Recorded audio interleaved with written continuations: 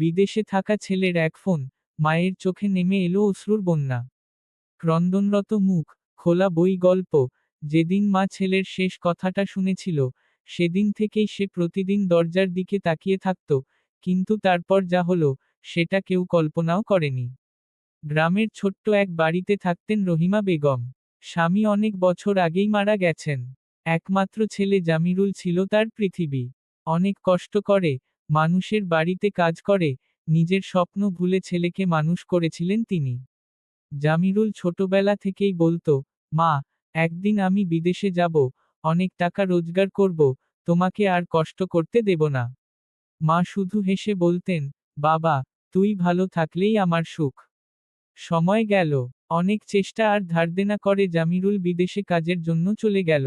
যাওয়ার দিন মা বারবার বলছিলেন, বাবা, নিজের খেয়াল রাখিস।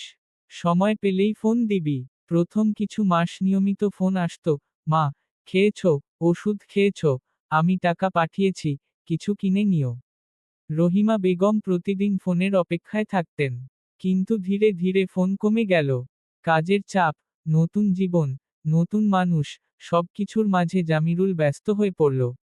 মায়ের ফোন অনেক সময় ধরতে পারত না। মা ভাবতেন, আমার ছেলে কষ্ট করছে, আমি বিরক্ত করব না। প্রতিদিন বিকেলে উঠোনে বসে থাকতেন।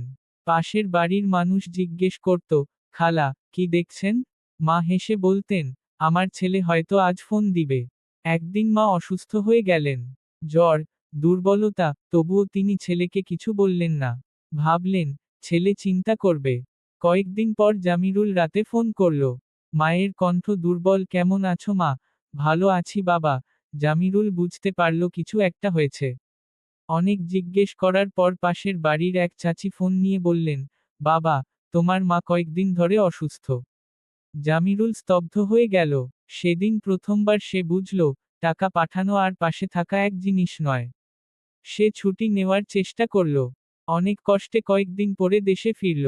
বাড়ির সামনে এসে দেখল, সেই পুরনো দরজা, সেই উঠোন, মা চুপচাপ বসে আছেন। জামিরুল দৌড়ে গিয়ে মাকে জড়িয়ে ধরল। মা কাপা গলায় বললেন, এসেছিস বাবা? জামিরুল কাঁদতে কাঁদতে বলল, মা, আমি দেরি করে ফেলেছি, আমাকে মাফ করে দাও। মা মাথায় হাত রেখে বললেন, মায়ের কাছে সন্তানের জন্য কোনো অভিমান থাকে না।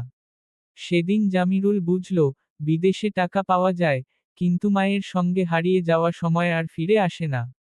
তারপর থেকে সে প্রতিদিন মায়ের সঙ্গে সময় কাটাতে শুরু করল। একদিন সন্ধ্যায় মা বললেন, বাবা, তুই কাছে থাকলে আমার আর কিছু লাগে না। জামিরুল আকাশের দিকে তাকিয়ে মনে মনে বলল, যার মা আছে, সে যেন কখনো শুধু ব্যস্ততার কারণে তাকে একা না রাখে। শেষ।